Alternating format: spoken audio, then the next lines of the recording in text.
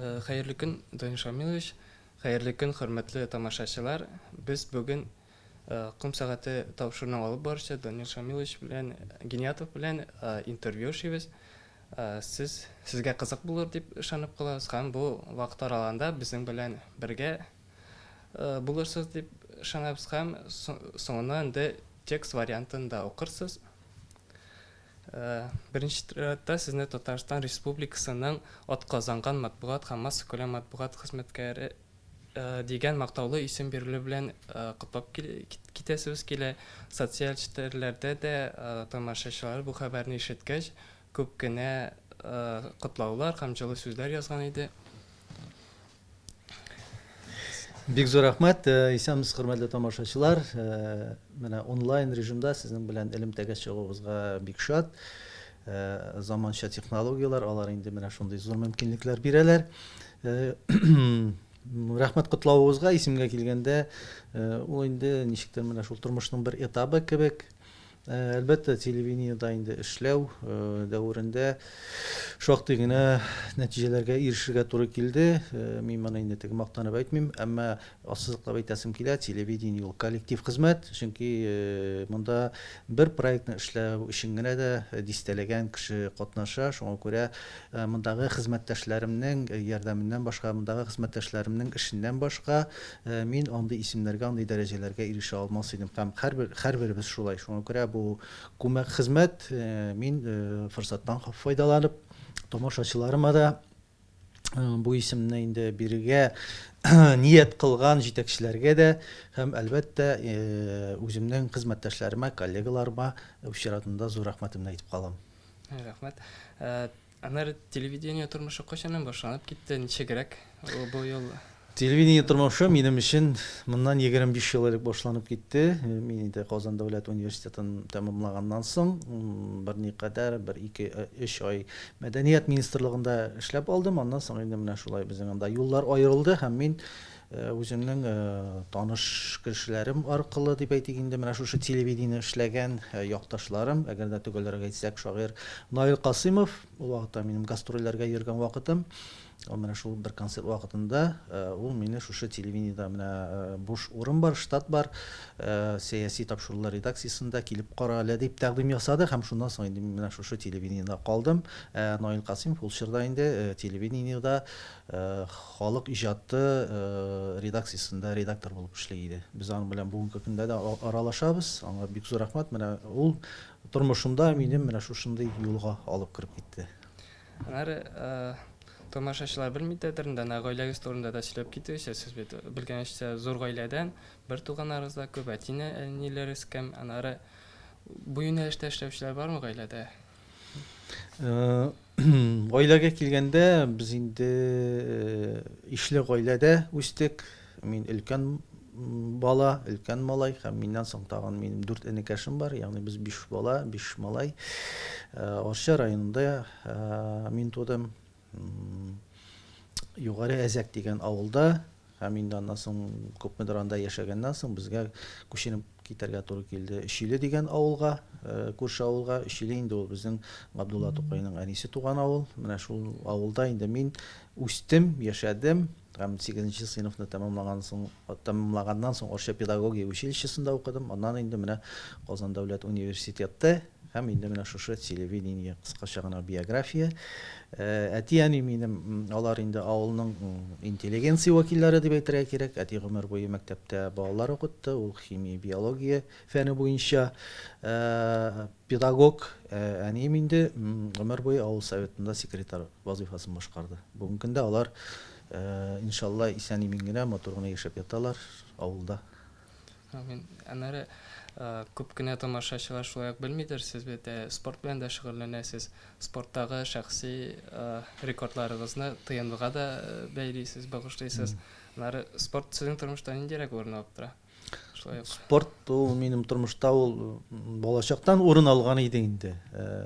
Мәктәп елларыннан, аннан соң Арча педагогия училищесында укыганда даими рәвештә спорт белән шөгыльләнергә һәм ярышларда катнашырга туры килде һәм педучилищены бетергәч, мин иң беренче булып документларымны Казан дәүләт педагогика институтының ул вакытта спорт факультетына тапшырган идем. Ягъни менә шулай минем ул вакыттагы хыяллар ничектер тормышка ашмый калды. Аның мәгълүм сәбәпләре бар инде. Мин ул вакытта менә шушы спорт юнәлешендә күнегүләр вакытында анда бит тапшырырга кирәк имтихан. Йөгерү буенча, граната ыргыту буенча һәм башка спорт төрләре буенча. Һәм мин җәрәхәт алу сәбәпле тиешенчә башкара алмадым. Кызганычка каршы һәм минем ул вакытта минималь үтәр өчен укырга конкурстан инде 13 балл кирәк иде. Минем кызганычка каршы 12 генә балл җыелды. Менә шул сәбәпле мин шушы спорт юнәлешеннән төшеп калдым. Һәм шушы татар филологиясе, тарихы һәм көнчыгыш телләре факультеты нәкъ шул елны ачылган иде. Мин инде армиягә дип тә җыенган идем. Әйтәм китәрмен инде армиягә, ярар, булмады бу дип. Монда педагогика институтына имтиханнар июнь аенда, университетка июль ахыры августта. Шуннан инде шул игъланны күргәннән соң әйтәм, ятып калганчы атып калырга кирәк дип, шулай килдем университетка. Һәм университетка инде бер имтихан белән мин кирдем шушы факультетка, чөнки мин педагогия училищесын кызыл дипломга бетергән идем. Сочинение язганнан соң минем 5ле куйдылар сочинениегә, 5лек булган инде ул. Шуннан менә шулай дөресен әйткәндә федераль университетка инде хәзерге федераль университетка бик җиңел килеп кирдем. Әле ул вакытта егылар да юк ни? Еге да юк, бөтен чыгарылыш сыйныф укучылары укытучы янына килеп утыра, билетны ала, төгәл итеп сөйли, педагоглар өстәмә сораулар бирәләр, аның эрудициясын, аның белемнең тирәнлеген, сөйләмен тикшерәләр. Ягъни бүгенге көндәге бердәм дәүләт имтиханындагы кебек сорауларга алгоритм кебек юк һәм башка формада инде галочка билге генә куеп утырмыйлар. Ягъни мин моны нәрсәгә әйтәм? Чөнки барыбер менә шушы имтихан формасы безнең күңелгә ничектер ятып калган, кирип калган һәм бүгенге көндә дә мин аны бик кулай вариант дип саныйм, дөресен генә әйткәндә, чөнки без бүгенге көндә балаларны ниндидер бер роботка әйләндереп барабыз кебек. Еге җылы буе әзерләнгән, бер формада аннан тагын аның бер моменты бар. Бала конкрет менә шушы егыга дип 2-3 фән буенча гына укый башлый. Чыгарылыш сыйныфында. Бу бит инде бернинди кысаларга сыймый. Димәк, аның башка фәннәргә игътибары юк. Ул нәкъ менә шушы алган рус телен, кирәк булса математикасын һәм иҗтимагый белемнәрне, тарихны өйрәнә, башка фәннәр читтә кала. Ничек инде ул алай? Ул бит кешенең, укучының тулаем гыйлеме булырга тиеш, дөресен генә әйткәндә. Мин аңлап бетермим, бәлки мин ялгышамдыр. Әлбәттә, бердәм дәүләт имтиханы ул бер яктан караганда күп мөмкинлекләр ачты. Менә шушы провинциядагы, районнардагы балаларга Россиянең теләсә кайсы вузына укырга керергә мөмкинлек ачты. Анысы плюс зур.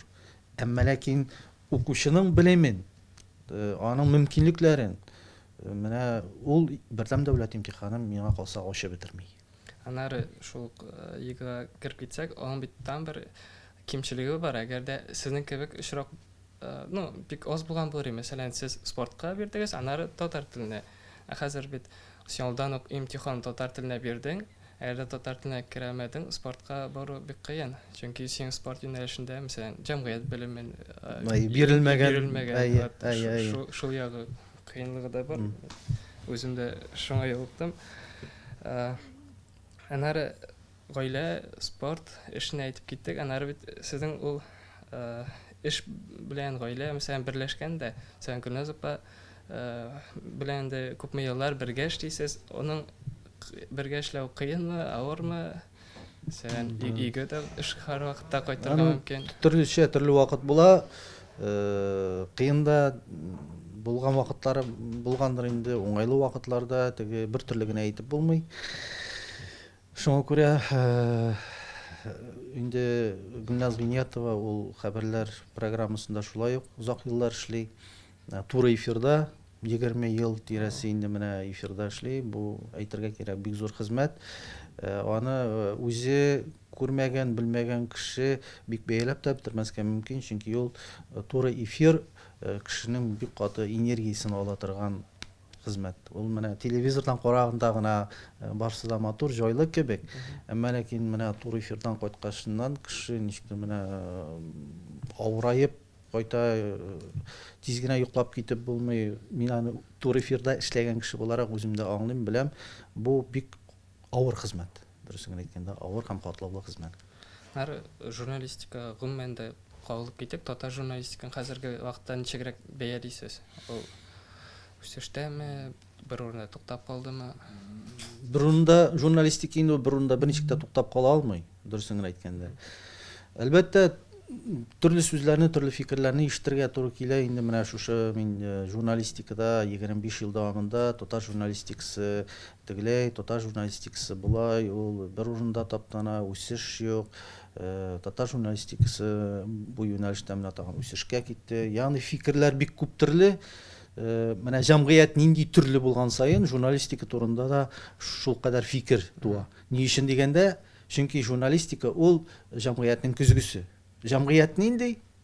Дөресен әйткәндә, журналистика да шундай. Ул бит кем әйтмешли, көзгегә үпкәләп булмый. Әлбәттә, теге темаларны ачуда, темаларны яктыртуда хәзер инде заманча технологиялар күп, мәгълүмат ташкыны бик күп. Шуңа күрә бүгенге көндә журналистка бер яктан бер караганда эшләргә җиңел дә кебек, әмма икенче яктан авыр да. Чөнки кайбер журналистлар дип әйтик инде, кайбер матбугат чаралары, ягъни менә шушы мәгълүматның күплеген интернеттан бер каяда чыкмыйча гына да мәгълүмат җыеп, ничектер менә шундый форма тудырырга мөмкиннәр. Ягъни дөресен әйткәндә, күбрәк менә ул элекеге технологиялар әле алга китмәгән заманда журналист ул нәкъ менә вакыйганың үзәгендә үзе барып күреп, шунда шуның белән яшәп, кайнап, шуны язу күбрәк иде. Бүген миңа калса ничектер журналистиканың бер өлеше дип әйтик инде, бер катламы, ул вакыйганы күрми, аның да катнашмый, читтән торып язу формасы барлыкка килде. Һәм шуңа күрә ул кайвакытта укучыны, тамашачыны бик үк ышандырып та бетермәскә мөмкин.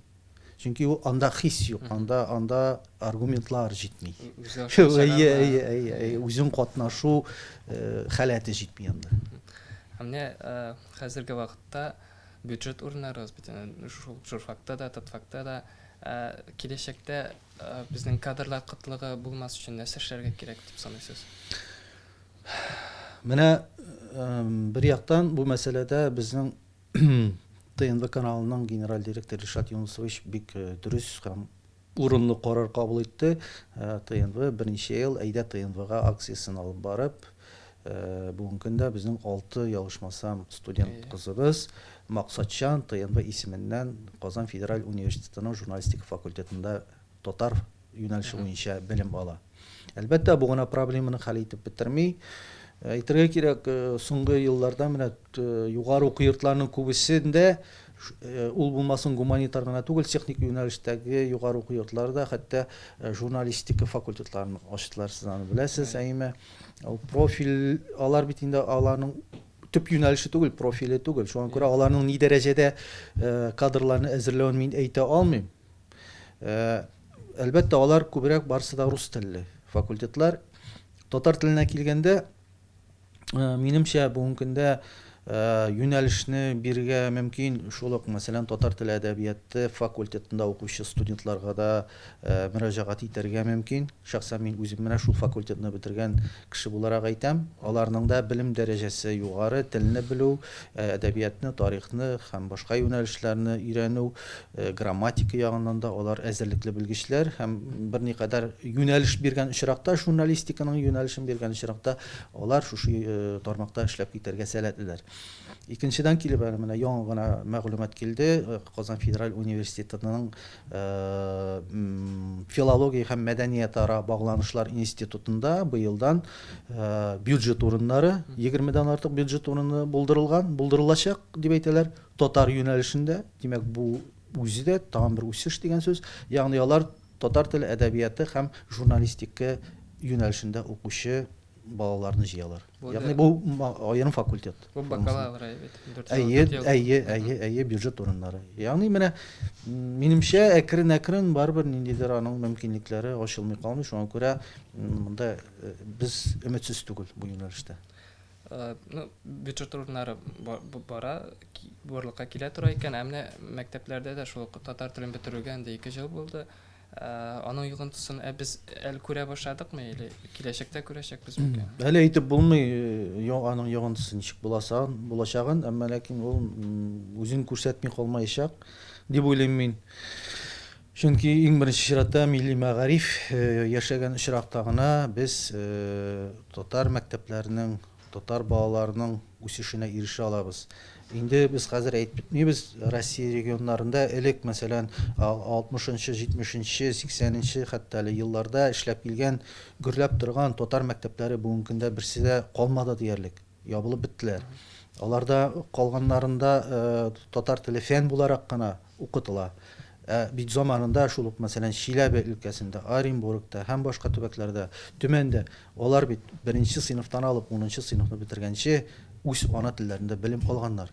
Димәк, ана телендә 10 ел буе белем алган кешенең аның барбер күңелендә ул менә шушы татар мөхите белән, татар теле белән тәрбияләнеп, аның гомеренә җитәрлек запасы була. Менә шушы запас хәзер безнең бетүгә бара. Инде Россия регионнарында инде ул теге нольгә таба йөгерә дип әйтергә кирәк индеме? Шул рәвешле хәзер менә шушы система белән барса, безнең Татарстан мәктәпләрендә дә татар теленә мөнәсәбәт, татар теленең өйрәнелеше, укытылышы кимү сәбәпле балаларның тел белән кызыксынуы һәм киләчәктә алардан менә милли рухлы татар белгечләре, татар юнәлешендә эшли торган кешеләрнең чыгуы әлбәттә кимиячәк дип уйлыйм мин. Бу кызганыч. Хәлбуки бүгенге көндә менә полилингваль мәктәпләрне эшләү Дәүләт киңәшчесе Минтимер Шәймиев җитәкчелегендә аның инициативасы белән бәлки менә шушындый юнәлешләр безнең татар мөхитен, татар телен, татар әдәбиятын балалар арасында саклауга һәм үстерүгә этәргеч бирер дигән бер кадәр өмет бар тагын. Әйтеп китәргә кирәк, Шаян ТВ да бу юнәлештә күп зур һәм Әлбәттә Шаян ТВ инде ул безнең күптәнге хыялы иде телевидениеның безнең җитәкчелекнең.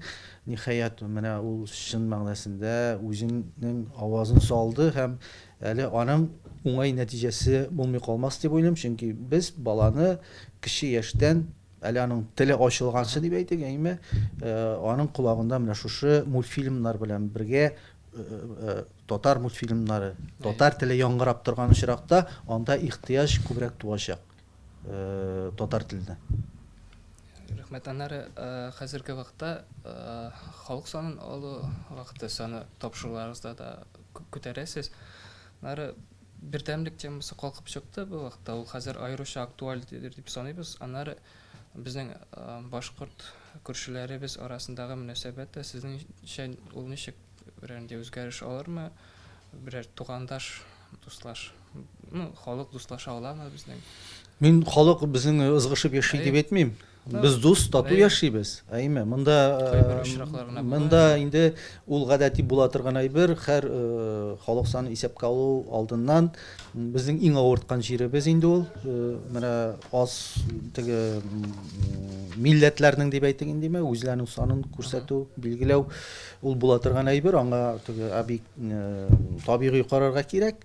Әмма ләкин беләсезме, бер нәрсә менә ул кешенең күңелендә яшәргә тиеш. Аның менә миллилеге дип әйтергә кирәк, Әгәр дә мәсәлән шул ук һаман менә мәгарифкә, тәрбиягә кайтып кала. Әгәр дә ул бала кичкенәдән милли мөхиттә тәрбияләнеп, үзенең туган телендә белемен алып үссә, Әйеме? Ул балада әлбәттә бернинди безнең шик булмый, ул киләчәктә аның күңелендә мин татар дип йөрүенә бернинди шик калмый. Бүгенге көндә шул ук менә мәктәпләр бетте, ул башка телдә белем алды, рус телендә белем алды, ул үзенең телен онытты, русча аралаша, аның үзендә үк ниндидер шик туарга мөмкин. Мин менә шушы телдә сөйләшкәченнән минем милләтем кем микән? Ул үзен менә шушы татарлыктан ничектер аерылган итеп хис итә. Шуңа күрә бүгенге көндә менә иң беренче чиратта шушы менә милли мәгариф. Аннан соң бәхәсләргә килгәндә безнең бит инде татарны төрле этносларга бүләргә яраталар, әйеме, Мишәргә, анда Себер татары, Әстерхан татары, Керәшенгә һәм башкаларга. Менә әлбәттә үзеңнең этник төркемең белән ансы горурлану әйбәт әйбер инде. Мәсәлән, мин Мишәр, аны без инде яратып әйтәбез бит, татарның каймагы дип, менә халык санын исәпкә алуга килгәндә, менә булай итеп бүлгәләнүнең, минемчә, бернинди файдасы беркемгә дә юк. Без бүлгәләнеп, безне таратып кына бетерәләр. Яра, менә син Мишәр булып язылдың ди. Шундан нәрсә? Сез бер 10-15 мең кеше язылырга мөмкин, булырга мөмкин. Монда Керәшен мәсәлән күпмедер язылды. Бит безгә бит әле бергә яшәргә кирәк. Алар без бит шушы бер республикада яшибез. Алар бар айрым дәүләт булып яши алмый. Бүтән безнең телебез уртак. Яра Керәшеннәр белән динебез аерыла. Ләкин без бит бер милләт. Шуңа күрә без шушы вакытта, шушы чорда бердәмлекне күрсәтмәсәк, безне дөресен әйткәндә үзәктән Мәскәүдән таратып кына бетергән мөмкин. Милләт буларак, шуңа күрә әйтәләр, дөрес әйтәсез, бүленгәнне бүре ашар, аерылганны аю ашар. Шуңа күрә әлбәттә горурланырга кирәк.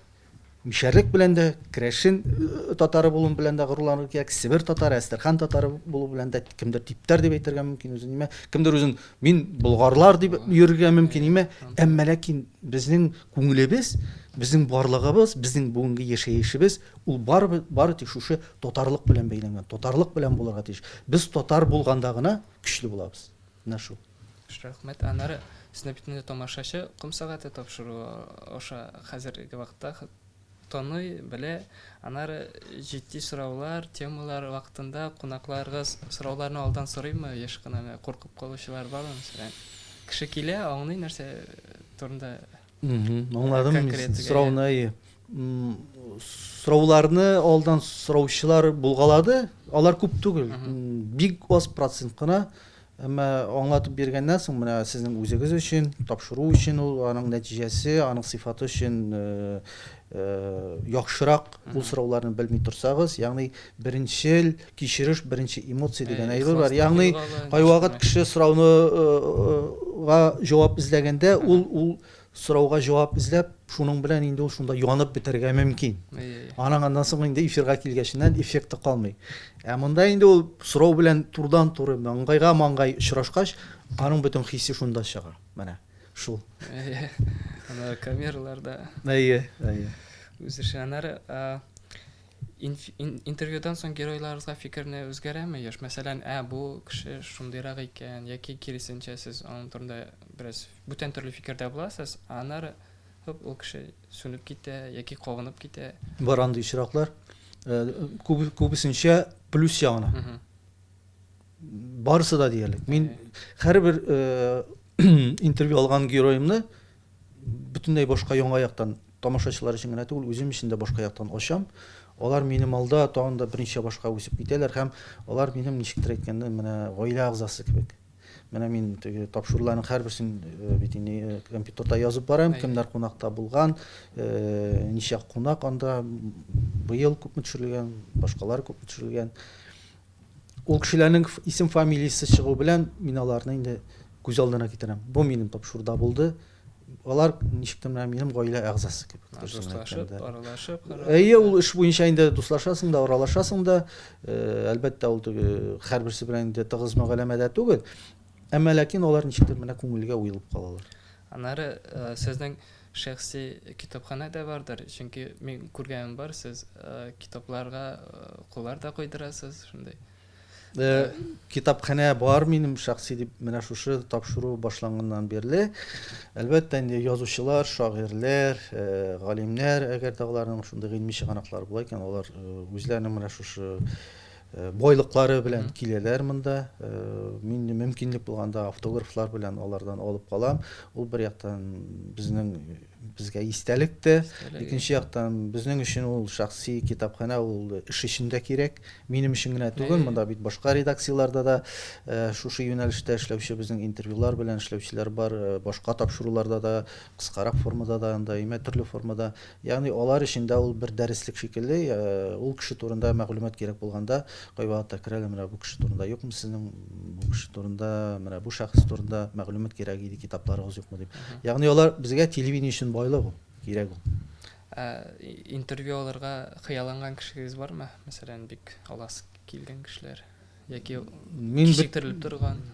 Беләсеңме, теге ул бит инде без атнасына бер тапшыру язабыз, һәм атнасына бер тапшыру безнең эфирга куелган. Интервью алырга теләгән кешеләр күп алар. Барысы да, әйме? Әмма ләкин, менә һәрбер кешенең инде үзенең чираты җитә, аның килә. Дөресен әйткәндә, бөтен кешедән бер юлы интервью алып бетереп булмый. Шуңа күрә минем менә алып карыйсы килә интервьюны, мәсәлән, исем фамилиясын әйтә алмыйм, әмма ләкин теге мин аны әле белмим ул кешене. Мәсәлән, чит ил кешесеннән тәрҗемә белән. Менә монсы хыял, әйме, ул ничек тормышка ашырмы, юкмы? Чөнки без бит үзебезнең барлыкны чит илләргә, чит милләтләргә барлыгыбызны да белдерергә тиеш. Менә бу формада интервью булса, әйме, ул бит инде безнең телевидение һәм татарлар турында да инде бер өстәмә мәгълүмат дөньяга тагында чыгар иде. Мин сездән ишеткәнем бар. Сез эфирда туры утырсын өчен коллегагыз сезнең аркагызга төртеп алган булган икән. Аннары шундый кызыклы бер моментны искә төшереп китә алмыйсызмы? Эш вакытында анда, шундый эфир вакытында. Туры утыру ул гәүдәне төз тоту мәгънәсендә инде ул андый хәл булды. Минем әле телевидение эшлегенә башлаган вакыт һәм мин беренче тапкыр эфирга Чулпан программасында чыктым. Бу инде иртәнге музыкаль күңел ачу программасы. Минем партнерым дип әйтик инде, хезмәттәшем, без бит анда русча, татарча параллель алып барадыр инде. Бер алып баручы татар, бер алып баручы урыс. Минем алып баручым ничектер Елена Иванова ул вакытта авырып китте, соң килә алмады да. Аның урынына Лия Загидуллина, Лия апа чыкты. Ул инде ул вакытта бик эфирда актив эшләми, әмма дикторлар бүлегенең җитәкчесе. Шуңа аның белән бергә чыгарга туры килде инде. Менә шунда студияда утырганда җыр бара бит инде әле. Без утырабыз, ничектер көтеп, җырдан соң инде эфирга чыгарга. Мөгаен мин ничектер менә шулай бүкрәебрәк утырганмындыр инде, шунда мин монда аркага булай дип бармагы белән. Ну-ка, выпрямись дип менә шулай дип куйды. Теге уклау иткан шикелле менә шулай дип. Шул минем тормышта һәр вакытта искә төшә, чөнки гәүдәнең торышы, тотылышы ул матурлык өчен генә түгел, дөрес сулыш алыр өчен дә кирәк. Шуңа күрә менә спортта да әле аның файдасы тигән. Спортта да спортның инде аның файдасы эшкә дә тия һәм мондагы осанка теге кагыйдәләр спортка да тәэсир итми калмыйдыр, алар бер-берсе белән тыгыз бәйләнгән. Шуңа күрә дөрес гәүдәнең дөрес тотылышы мин дә үземнең балаларга да өстәл артында утырганда һәр вакытта менә күрәм икән. Дөрес утырмаганын мөмкин әйтәм, дөреслекләре гәүдәнең төз утыр. Чөнки ул кеше һәр вакытта матур, төз гәүдәле булып йөрергә тиеш. Ул бит анасың шул халәттән кеше шулай формалаша башлап, ул бит ичке органнарга да аның тәэсире китә. Шуңа күрә ул сәламәтлек билгесе дә, ул теге дикторлар өчен генә түгел, экранда булган кеше өчен, бөтен кеше өчен кирәк ул. Ул сәламәтлек билгесе. Менә тамашачыларга әйтеп китәләсезме, менә спорт белән шөгыльләнеп китәр өчен нәрсә эшләргә кирәк беренче чиратта, чөнки күп кеше нәрсәдер көтә, ниндидер көттән иткән. Беренче чиратта теләк кирәк. Теләк кирәк. Бәлким тормышта ниндидер вакыйга этәргеч булырга мөмкин, анысы да бар. Берәр вакыйга мәсәлән, кеше бик каты авырып китте һәм аның бердән бер чарасы кала, мәсәлән, сәламәтләнергә үзен үзе кулга алып, ничектер аякка басырга, әйме. Икенчедән кирәк, без әйтәбез инде заманча сүз белән әйтсәк, аның татарчасын әйтә алмыйм, ну, максат дип тә әйтеп була, мотивация. Син һәрвакыт үзең алдыңа максат куярга тиеш. Ягъни, булай гына, мәсәлән, әгәр дә инде спорт белән уртача шөгыльләнәм дисәң, булай гына көн саен 2-3 километр йөгереп керү, ул әле әйбәт күренеш, әйе, бөтен кешеләр шулай эшләсә бик әйбәт, әмма ул гына җитми. Ну, кемгәдер җитә, кемгәдер җитмәс. Мәсәлән, миңа җитми. Чөнки ул теге наркотик кебек булган саен ничектер ул сине тагын да тарта үзенә суыра, ничектер күрсәткечләреңне яхшыртасың килә, вакытыңны яхшыртасың килә, әйеме. Шуңа күрә мотивация кую кирәк алдыңа. Ягъни ул сине ниндидер бер формада, рамкада тота. Мәсәлән, мин менә фәлән марафонда катнашачакмын.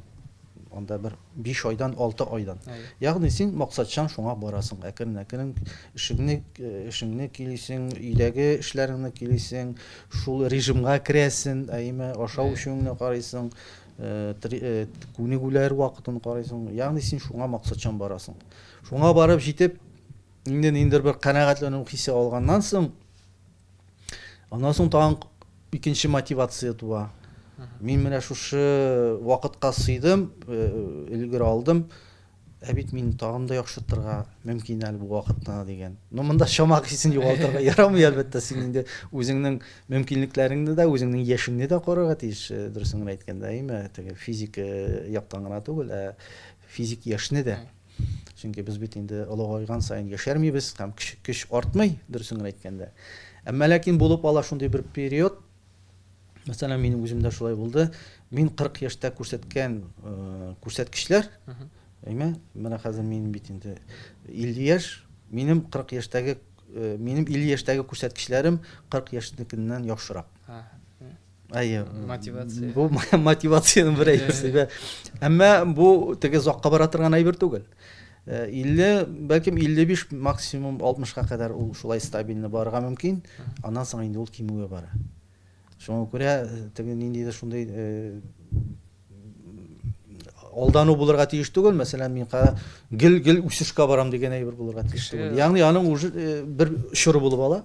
Спортсменнарның да, спортчыларның бит шундай бер пик чоры булып ала, үсеп алалар, яхшы күрсәткечләргә ирешәләр. Аннан соң инде кимүгә таба бара. Спортчыларның профессиональ 1 ел, 10 ел кебекме эшләгән кеш. Әйе. Шуңа күрә менә шундай ни буенча бара инде ул. Баскыч буенча. Анары без кым сәгатен әйтеп киттек дә, анары сез бит әле Кемеҗәвит, Таян ноктасы кебек тапшырган продюсеры да, анары тапшыралар бер-берсенә капма-каршы кебек. Менә берсендә кеше уйлана, фикерле, кайсы берсендә кеше ял итеп кроватьта утыра. Шунка аларның миссиясе ничегрәк, сез ничегрәк максаты дип инде әйтеп китим. Ничегрәк күрәсез бу тапшыруларны? Беләсезме, нәрсә дип әйтим? Теге минем тормышта юмор ул шулай аерым урын алып торган тармак. Чөнки без студент вакытта федераль университет дип әйтгәндә, бу мөмкиндә КГУда, Казан дәүләт университетында укыган чорда факультетта без вокаль ансамбль оештырып, без бик күп концертлар белән җөрдек, һәм шушы концертлар безнең җыр һәм юмор белән чиратлашып барадыр. Ягъни без ул заманда инде скетч дип әйтәләр, теге кыска шундый күренешләр, көлкеле, мәзәкле. Без аларны үзебез уйлап чыгарадыр, һәм үзебез сәхнәдә уйный торган идек. Аннан соң инде бездән күреп концертлар белән йөргәннән соң авыл яшьләре шулай безнең юморларны, безнең скетчларны авыл сәхнәләрендә куя башладылар. Ягъни юмор ул мәзәк минем өчен шуңа күрә ят түгел. Университетны бетергәннән соң инде безнең ансамбль әлбәттә шулай таралды инде. Төрле якка китте, әмма ләкин без бер 2 егет монда Казандагы төпләнеп калган дип әйтик инде. Шушы ансамбль эчендә шушы юморларны уйнап йөргән икебез, Азат Низамиев белән без әле язучы Фәнзаман Баттал бар иде, мәрхүм инде, авыр туфрагы җиңел булсын. Аның белән Күфер пишмагы дигән төркем оештырып, шулай гастрольләр белән җөрдек. Анда Рауль Шәрәфиевлар белән бергә чыгыш ясарга туры килде, Хәлим Җәлиләр белән бергә чыгыш ясарга туры килде. Ягъни менә шулай шушы төркем, аннан соң без Габделфәт Сафин белән концертларын алып бардык, Гыйфул Абзаловның концертларын алып бардык. Ягъни ул юмор менә шулай тормыш дәвамында бара. Шуңа күрә менә бу инде телевидениедә шушы сәнгать юнәлешендәге тапшыруларны эшли башлагач, шушы редакцияларга җаваплы булгачыннан менә шушы Кәми Җавит программасын эшләү идеясе туды. Дөресен әйткәндә, юмористик программалар эшләү ул бик җиңел кебек, әмма ул бик катлаулы әйбер, чөнки юморны эшләү, юморны табу, кешене көлдерү иң катлаулы жанрларның берсе. Бүгенге көндә электә шулай булган ул. Мин инде баштарак ул башкача формада, башкача форматта кебек иде. Мәсәлән, русларның бит үзләренең Петросяннары бар. Әйме? Петросян ул рус юморында, телевидениесендә ул юморның ничектер бер көзгесе йөзе кебек. Менә шундый формада да мин уйладым да, әйтәм, кем булырга мөмкин бездә менә юморның йөзе булып чыгыш ясап, менә шушы юмористик программаларны тәкъдим итәргә дигән уй туды да, шуннан инде Җавит Шакиров күз алдына килде берникадәр. Чөнки монда бит әле теге, әлбәттә бездә юмористлар күп, Татарстанда бар алар.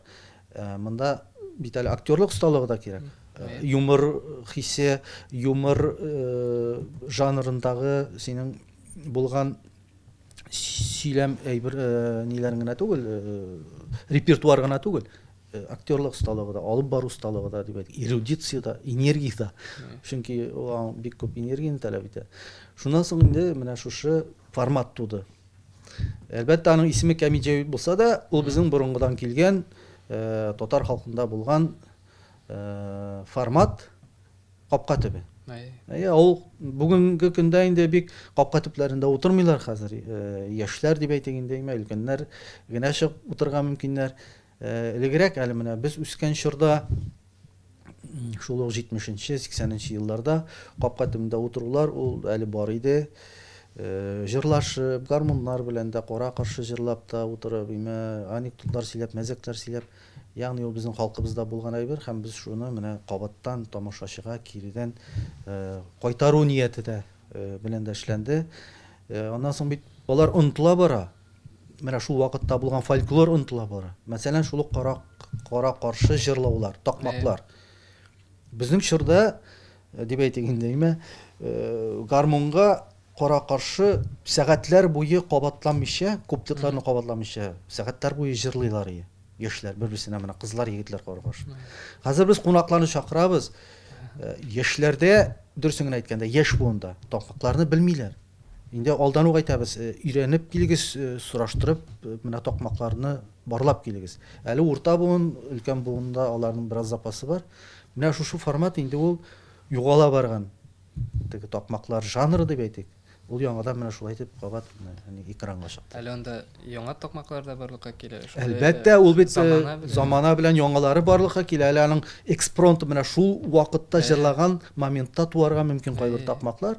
Ул бит кешене үстерүгә дә аң фикерен үстерә торганда әйбер. Шундый осталык та кирәк аңа.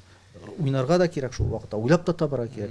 Менә КВНда безнең күрәбез бит, шул югары лигада да Мәскәү командалары сорауларга җавап, ниндидер бер сорау бирә, шуңа шул ук моментта берничә секундтан җавап табарга кирәк. Ягъни тапкырлык. Бу такмаклар ул шулай ук тапкырлыкның бер чагылышы. Бу Кәми Җавит тапшыру безнең интернеттагы тамашачыларга бик ошады. Алар һәрдаим иң популяр тапшыру дип әйтсәк тә ялгыш булмас. Алга таба да уңышлар теләп калабыз. Нигә? Менә ТМда тагын яңа тапшырулар әле булачакмы, мәсәлән, или әле иртәрәкме әйтергә? Ул сезон башыннан да андай бирләр. Тапшырулар булмый калмас инде ул, әйме. Менә бит аның дөньясы шундый, теге русча әйтәләр бит, человек предполагает, Бог располагает. Менә әле менә шундый коронавирус дигән афәт җөри әйеме бөтен дөньяны, ягъни мин шул кай вакытта уйлап торам да, мен әйтәм, без бу дөнья йөзендә бер тузан, бер теге чүп кенә икән лабаса. Ягъни юк кына дип уйлаган бер әйбер бөтен кешелек дөньясын ниндидер бер аяк үрә бастырды. Шуннан да уйландыра торган әйбер. Шуңа күрә теге тапшырулар дигәндә ул шулай ничектер менә бөтен безнең тормыш рәвешен, эш рәвешен үзгәртергә мәҗбүр итте. Бүгенге көндә без менә хәзер өйдә утыручыларга самоизоляция дип әйтим, өйдә утыручылар өчен ТНВ өлкәннәр өчен дигән сәхифә ачып җибәрдек. Ул көндезге 11-дән 3-4 сәгать 5 сәгатькә кадәр дә барырга мөмкин. ТНВ каналында да, ТНВ Татар Планета каналында да, ягъни андагы архивта булган концертлар, спектакльләр, фильмнар, Бүгенге көндә мәсәлән без тапшыру эшләргә дисез, бүгенге көндә біз хәзер бернинди концертта, бернинди спектакльдә бернәрсә яздыра алмыйбыз, чөнки күреп торасыз, бөтен театрларда, бөтен кинотеатрларда, бөтен концерт залларда берсе дә эшләми, ябык. Ягъни безнең менә айлык планлаштырылган, апрель аена планлаштырылган бөтен әйберләребез челпәрәмә килде. Ягъни менә күрәсез, ничек итеп вазгыять үзгәрү сәбәпле, бездә үзгәрергә тиеш. Шуңа күрә без хәзер мәҗбүр архивта булган материалларны кабатларга бүгенге көндә. Шуңа күрә алдагысын берничек тә әйтеп булмый, менә фәлән көнне, фәлән айда без шундый фәлән тапшыруны чыгарабыз дип. Әлбәттә, безнең багажыбызда, безнең сандыгыбызда безнең проектлар күп алар. 10-гә якын проект бар. Әмма алар бүгенге көндә үз чиратларын инде көтәләр. Якын киләчәктә дип әйтим инде, Алла бирса дип әйтик инде бу чиракта, алар үзләренең тамашачыларын табар дигән өмет бар. Аерым әйтеп китик, ул ТНВ өлкәннәре өчен ул безнең дүшәмбедән башланып китәчәк. 30 марттан 30 марттан 11:00 сәгатьтә безнең бөтен архивтагы иң яхшы тапшырулар, концертлар, кинолар, спектакльләр, сериаллар барысында күрә алачаксыз. Рәхим итеп карагыз. Иң мөһиме сәламәт булса, иң мөһиме авырмаса. Аннары тапшырубызны шул кызыклы нотада тәмамлыйсы килә. Сез менә бу фикер белән килешәсезме икән? Менә иң кызыклы әңгәмә тапшыру беткәннән соң, камера сүнгәннән соң туа дигән белән. Анда сез үзегез дә күргән бар, 10 минут, 15 минут әле сөйләшеп торганыбыз бар. Монда төрле бу 50-гә 50. 50-гә 50. Кай вакытта әңгәмәдә инде шул кадәр теге ул менә бер-береңнең дулкынын табып дип әйтик, интервью бирә торган кеше белән бер дулкында буласың икән, 100% әгәр дә син аңа ирешәсең икән, инде әңгәмәдән соң тагын инде кызыклы моментлар инде калмый диярлек. Әлбәттә була шундый моментлар чынбарлыкта бөтен 100% бөтен әйберне экранга җиткереп булмый. Ярамаган әйберләр дә бар. Этикет буенча ярамаган әйберләр бар. Әлбәттә алар кызык. Әмма ул син аны телевидениегә бөтен халык хузурына чыгарга хакың юк. Һәм интервью бирә торган кеше дә бу турыда аңлый. Шуңа күрә интервьюдан соң инде ниндидер тагын өстәмә керми калган кызыклы моментларны ул әйтергә мөмкин. Ансы инде сәхнә арты. Ярый, рәхмәт. Тамашачылар, сезгә рәхмәт бик зур безнең белән булганыгыз өчен. Алга таба да әле шулай очрашырбыз. Рәхмәт бик зур. Мин үз чиратымда сезгә рәхмәтемне җиткерәм бу әңгәмә өчен. Һәм дә инде менә тамашачыларга кабатлап әйтәсем килә, менә шушындый катлаулы көннәрдә үзебезнең күңел күтәренкелеген, юмор хиссен югалтмыйча һәм әлбәттә инде табиблар киңәш иткән, табиблар күрсәткән киңәшләргә игътибар итеп, аларны төгәл үтәп, үзебезне саклап, матур гына менә шушы кыен чорлардан исән-имин чыгарга язсын. Барыгызга да исәнлек, саулык телим, исәнлектә очрашырга язсын. Рәхмәт.